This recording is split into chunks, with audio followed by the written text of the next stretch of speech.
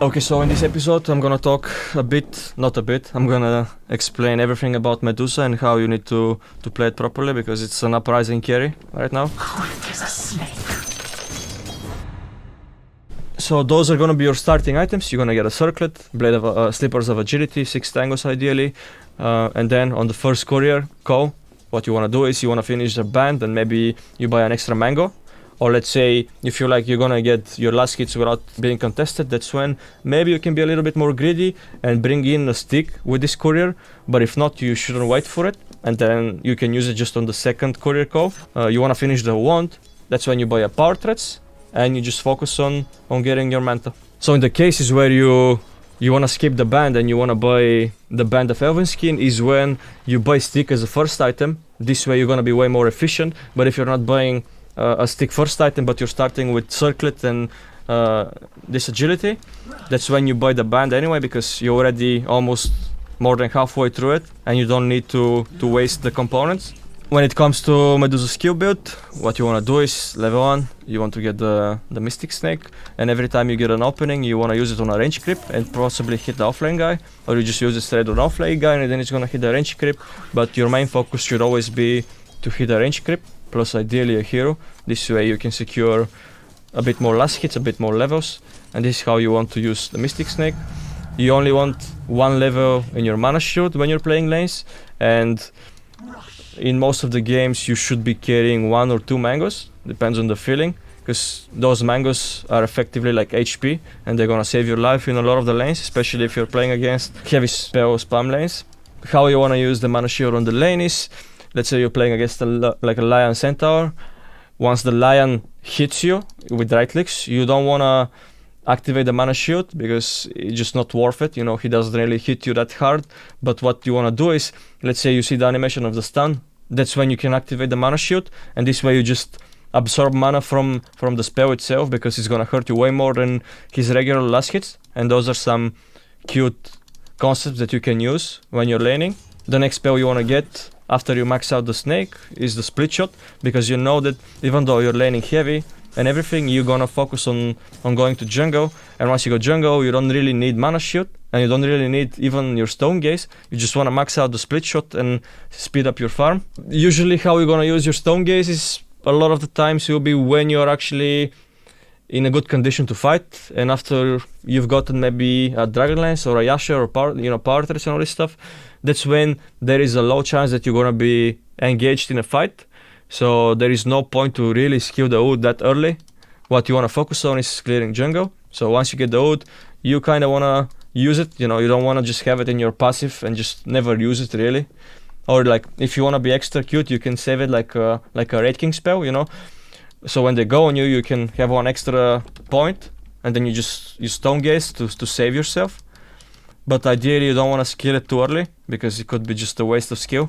And when you get the Stone Gaze and you want to use it, this doesn't mean that you should get the perfect Stone Gaze and then you need to stone like a few heroes. No, not at all. In some games it could be that you use the Stone Gaze to just chase a hero and just finish a lion kill. This is totally worth it for you, because this spell early on is not really that good and people are just gonna kite you around. So like, the best usage of your ult is gonna be probably to chase a kill or to save yourself when they're chasing you, and you just turn around and stone them. So when you're playing a Medusa, the best partner for Medusa on the lane usually are those tanky position 5s who are just gonna soak damage and they're gonna walk in for you. In this way you can drop a snake and you can get a few right clicks off. So the top 5 best supports with Medusa, I would say, Ogre is top 1, Elder Titan, Clockwork, probably Nyx is good, Undying is one of those heroes as well. One of the Medusa counters on the lane and in general in game, before used to be the Necros and now they're out. That's why Medusa is becoming more and more popular, and Manta is buffed as well. But one of the most annoying offlaners to play against usually is Timber, because you can't really touch him and eventually he's just gonna take over your tower and then you can't really do anything to him. And then he's just gonna walk in and take your jungle, then he's gonna make a lot of problems for you. Other heroes that could be annoying for Medusa, it's a Willow because of the Axe Shard, and you just get endless Brambos on you. Darkseer, WoW is really annoying for Medusa. The mana burn heroes have potential, like AM, like Invoker, EMP, possibly Nyx, but Nyx is not really that good on the lane. It's just Nyx is good after the game. Your goal when you're laning with Medusa is not that you're gonna go and you're gonna destroy this lane and you're gonna kill the offlane guy. No, not at all. How you win lanes right now is not by just you going and killing this offlane guy 2 times, 3 times. No, this is just the wrong mindset. How you win lanes right now is you need to have like an even CS, even net worth, and you want to hold your tower from cataputs for as long as possible. Let's say you kill the first catapult, the second catapult starts coming.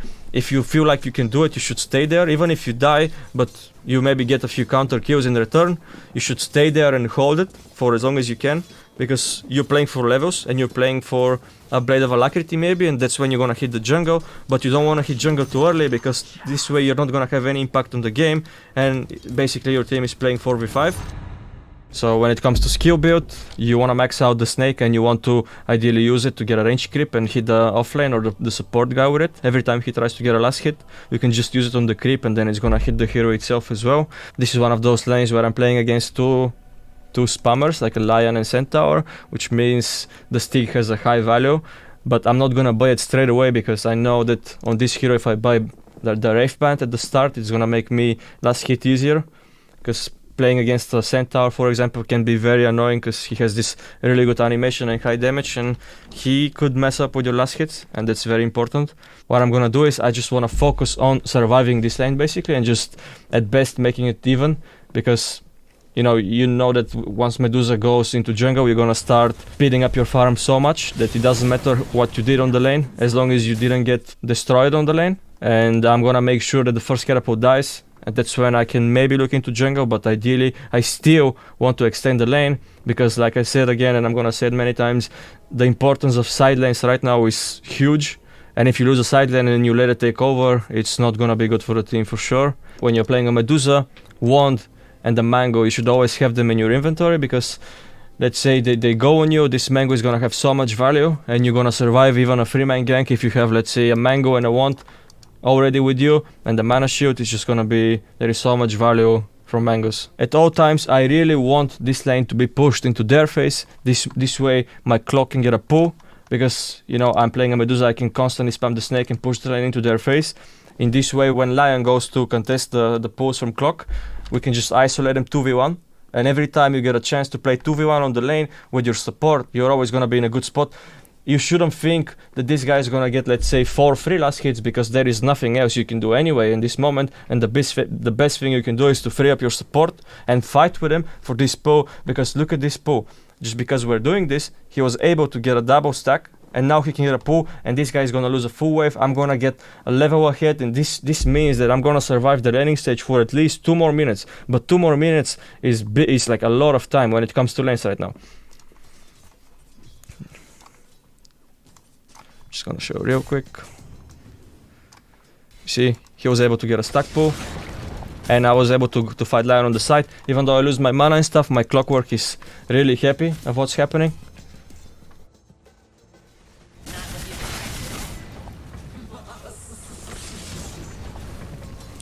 Oh yeah, the next step on Medusa. From the start of the game, I know that my biggest and strongest timing is gonna be Manta. So like power threats as well is your first timing. But once you get Manta, I know that I'm just gonna start pushing lanes with the Manta, because right now Manta does a lot of damage, and with one Manta you can get a whole creep wave, even a catapult wave when you have max split shot. This is my goal in the game, because I know once I get to my Manta, another big thing is I want to get to my Manta without me losing this mid tower. This is something I know when the game starts. This is something I'm always gonna think of when I play Medusa. I should not lose mid tower before I get my Manta, or at least I'm gonna try and defend if it gets to that point. Now the first catapult, I really wanna make sure that it does die without damaging my tower, because it's too early for me to go jungle. I don't really wanna leave this lane. I just wanna lane as much as I can. This should be your focus in every lane you play right now, to be honest. And yeah, this Medusa is a hero who, like, it's harder for you to break lanes.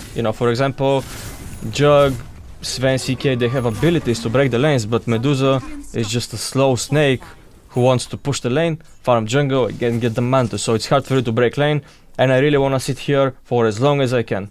Here is the crucial part for me in this game, is that I extended my laning stage and I really want to kill the 10-minute catapult before I leave. So this tower is gonna stay alive for a minute more because top lane, my guys are pressuring. I don't need to be top to go and get this tower. In this game, Medusa, Pugna is doing it for me because I can't really move on Medusa. But in other games, I'll be able to do it. Not this hero. Or at least not in this game. This is the crucial moment for me. Is that I know there may be... They may try to come and kill me because it's already so late, but it doesn't matter. I'm playing on a safe spot, I'm protecting my tower, and I'm waiting the 10-minute catapult. And this way, these guys are super stressed right now. They know that they really need to take this tower because they're losing their tower. You know, because we're like 5 seconds faster than them, and this Medusa is this full mana shield hero who just sits on tower, and you feel stressed that you really need to kill her and you really need to take this tower or the game is gonna be hard. That's how they feel right now, because I'm doing this stuff. Which means they start diving and they make this mistake. You know, they kill me at the end, but it doesn't matter that I die. What matters is that we get the top tower eventually and my tower is full, and even if I die, it does not matter because first these guys are gonna die, and then after I come to life, I don't need to be bot anymore. I did my job. I protected the tower from 2 catapults, which means I can finally go in peace. I can play top side, I can get these camps, I can even play Ancients if I want to, and now I have the whole freedom just because I stood up my ground for 10 minutes. You just need to be patient. They die for it. And here is the thing, I don't need to be bot anymore. I'm just going top. In some games, let's say your support is not on mid lane, you can take mid lane, no problem. You know, it's just in this game, Grimstroke is taking mid and I don't want to interrupt it, so I TP top. But it should not stop you. If you see that the mid lane is free, you can just take it, push it, and just go back to farming these camps or these camps. It does not matter. It's a matter of choice, basically, or a matter of like how much gold you have and can you really clean Ancients. And from now on, I'm gonna be mega careful of how I take my fights, and you don't want to expose yourself unless you know it's a free kill and you're just gonna go use a Mystic Snake and you get a kill. Now, I really want to get my Manta without dying. That's the most important thing right now. My Manta, that's when the game is gonna start speeding up, and that's when you're gonna start pressuring the enemies. So I'm just on the enemy side.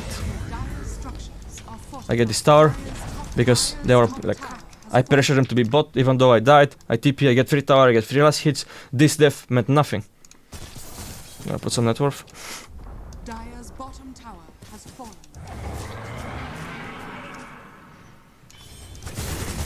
This is what Medusa does really good, is that when you see the enemies are fighting, or you know you're free, you can just come in, and this dire triangle is so delicious for Medusa because you can come and you can get so many free camps, you can steal stacks, you can do whatever you want.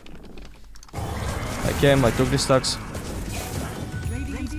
I just wanna push the lane, go back to my Ancients, and get the Manta. This is the only focus I have right now. I don't wanna fight, I don't wanna go die, I don't wanna do anything. This is your timing on Medusa, you should know that. Even if you're losing with 20 kills, you should not move your hero. Just get Manta, and that's when I'm gonna show you how to pressure enemies. A good timing for Manta, even though you could be having an like non-ideal game. It's between 15, 17, you know, 14, 17, 18, something like that. You should not feel pressured if you're having like a 2 minutes slower Manta than 14, for example. You're still in a good timing and you're still doing good. And once you get it, you're gonna speed up the game. So, I got the Manta here. What I wanna do is, I really want to focus on pushing lanes with Manta. You should not use Manta for anything else but farm, and then you should have the activated split shot, then your Manta gets it, and you send Manta to side lanes, but only if mid wave is pushed. If mid wave is not pushed, the main focus should be push mid, because once you push mid, this way you get the most information on the map. When you're pushing mid wave, there is no way the enemies just let it go. They need to show and they need to push it. This way you get info. This way you cannot die, and this way your team knows what's up. So by just getting Manta, this hero applies so much pressure, and that's why it's mega broken right now. I'm gonna show you, I started doing it. I got the Manta, immediately just start sending Manta after Manta on silence. Or mid ideally. Here my mid wave was pushed, so I'm just gonna do it on side lane. On cooldown. You should not have it off cooldown. Should be constantly used. Non-stop. Then you see, it's on top. Gets a few more last hits. I'm gonna show you. The next timing with the hero right now is the axe. So once you get the manta and you start pressuring lanes, you can of course look to fight into your own ops and into your cliffs, but your game-winning item is the axe, because this is where the hero becomes really strong. In some games, if you feel like you need to buy a dragon lance, it's not a problem as well. Dragon lance is also like really buffed right now, and you should be able to buy on Medusa even before axe if you feel like it's gonna do more impact. And again, now I want to focus on the rush part a little bit, is that first rush does not matter. You should not be forced to go and die for the first rush, to go and contest the first rush, because if you do that, you're gonna lose a lot of farm. And the most important thing when the enemies are taking the first rush is you need to push side lanes, you need to push top, you need to push bot, push as many lanes as you can, because it does not matter at the end so much. It's better for you to even farm a few side lanes than just to go rush, because the biggest, like the most important rush is the second rush, which gives you axe shard and which makes a lot of carries like 25% stronger than before. This is where rush becomes really important.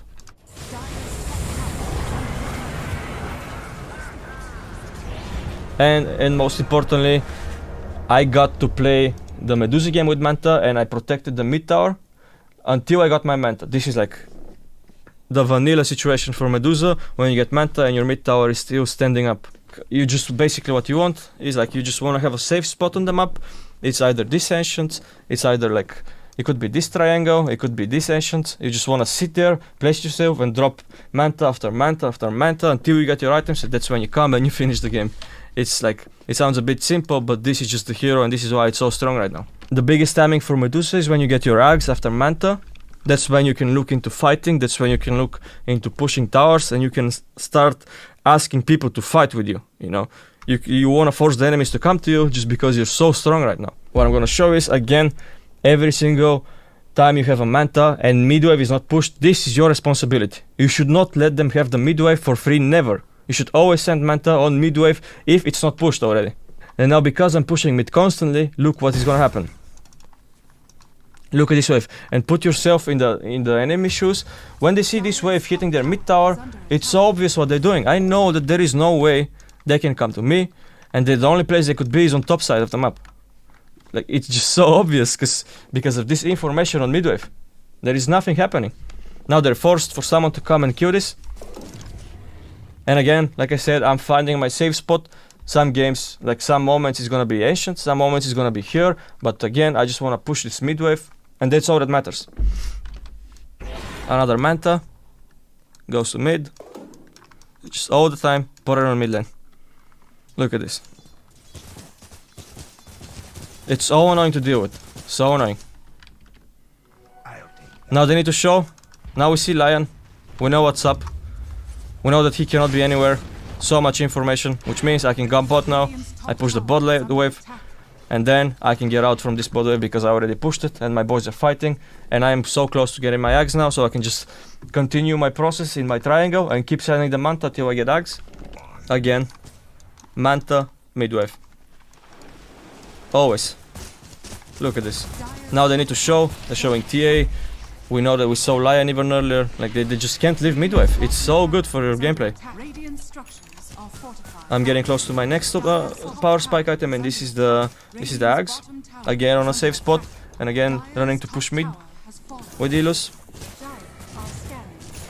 This is when I get the Ags. Immediately after I get Ags, I want to join a fight, and I want to force a fight because this is my power spike and I want to use it immediately. In a way, it's like when you buy a BKB and you haven't shown it, you really want to go and use it. This is the same logic as on Medusa. Like when you buy the Axe, you really want to use it straight away if it's possible.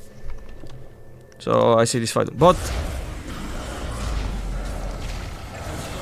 And you know, this is just, it's pretty simple. I get 3-man snake and I feel like the game is already over at this point, and this is the vanilla Medusa gameplay. But what I want to tell you is that let's say you get a bad game, and it happens that you get all this timing slower and or whatever, you should not be discouraged. You should just keep doing the same procedure over and over, because eventually this is gonna create a lot of problems for the enemies. Even if it doesn't look good for you at the laning stage, let's say you lose your bot tower even, it's so good. You should not feel pressured even if you're losing 5k. Once you get to the Manta, this is when the game changes completely. So you should not forget about this, even if you're having a bad game. After Axe, ideally you want to buy is like, let's say you're playing against a Morphling, a TA, or heroes who struggle against Skadi. You would want to buy Skadi first, but let's say now you're playing against a lot of magic damage, like Leshrax, maybe Zeus, doesn't matter, just a lot of magic damage, and people who just want to run at you and kill you with like close distance. That's when you can even think of buying Crystallis, maybe finishing a full Daedalus, because when they walk into you, they're just gonna die in 5 seconds. You're not gonna have time to play long fights. So you have two options. When Skadi is good against the enemies, you just buy Skadi. Then you can buy Crystallis and finish maybe a Butterfly, depends on the game. If not, you can just go straight for Daedalus. And the fourth item, you can buy a Pike, just to survive a bit more in the fights and just to deal more damage. If you don't get a second rush, you should really think into buying the Shard, because the Shard on Medusa right now returns a snake when they cast a ability on you. So it could be like a really good tool against Dead Prophet, against Lion, you know, against all these heroes who just want to cast spells on you, like a Rubik, it doesn't matter. And it's a really nice tool that you should be thinking all the time. The playstyle of Medusa is, you want to defend your tier 1 tower for as long as possible. Usually this is about the second Carapult, but not every game you'll be able to do it. So you should not also be forced to sit there and wait and die without purpose if you feel like you can't stay after minute 7 or 8. That's when you can look into, if you feel like if your mid guy is not sitting mid, you can go mid, plant yourself there, push the mid wave and go farm into jungle, or you can go to the enemy safe lane. That's where you can plant yourself, maybe get their tower, and then you push this lane and you go back to your triangle and you farm the ancients, and then eventually you move into your right zone of the map. But this is the whole concept after laning stage, how you need to play Medusa. That's when you just chill and you keep repeating this until you get your Manta. Once you get Manta, you want to focus on setting this Manta around mid lane if it's not already pushed. If it's pushed, then you focus on side lanes. Once you push the side lanes, you wait for your next item, which is Axe, and then after you get this Axe, you can focus on already asking for fights and starting to pressure tier 2 towers, maybe just looking to fight, maybe even smoke, because that's when you can actually fight them and do a lot of stuff in the fights. And I think that's about it for this hero. It's a bit simple, but I feel like it's such a broken concept right now.